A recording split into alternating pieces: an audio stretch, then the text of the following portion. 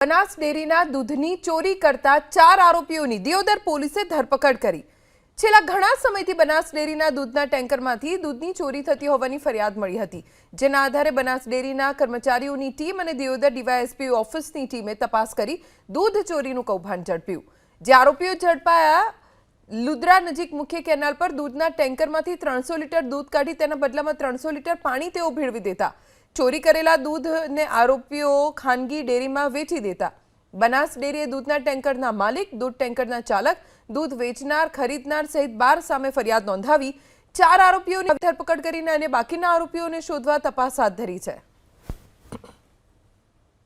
ટેન્કરમાંથી દૂધ કાઢવાનું અને પાણી નાખવાની જે પ્રક્રિયા હતી લગભગ 10 થી 15 મિનિટની જ હતી। તો ઝડપથી આ લોકોએ પ્રોસેસ કમ્પ્લીટ કરીને ટેન્કરને ડેરી સુધી મોકલી દેતા હતા, તાકી કોઈ સસ્પિશન ડેરી ટેન્કર ચાલક ઉપર ના આવે। તો અત્યારે બનાસ ડેરી તરફથી એક વિગતવાર ફરિયાદ આપવામાં આવી છે ચોરીની અને છેતરપિંડીની, અને એમાં લગભગ 12 આરોપીનું નામ છે। એમાં દૂધ લેનાર દૂધ ટેન્કર માલિકનું પણ નામ છે, દૂધ ટેન્કર ચાલકનું નામ છે, દૂધ લેનારનું પણ નામ છે, અને આ જે લોકો જે કાવતરું કરીને ત્યાંથી દૂધ કાઢવાનું અને પાણી નાખવાનું જે કાવતરું રચીને જે એની અમલવારી કરતા હતા એવા 4 બીજા આરોપીઓનું પણ નામ છે।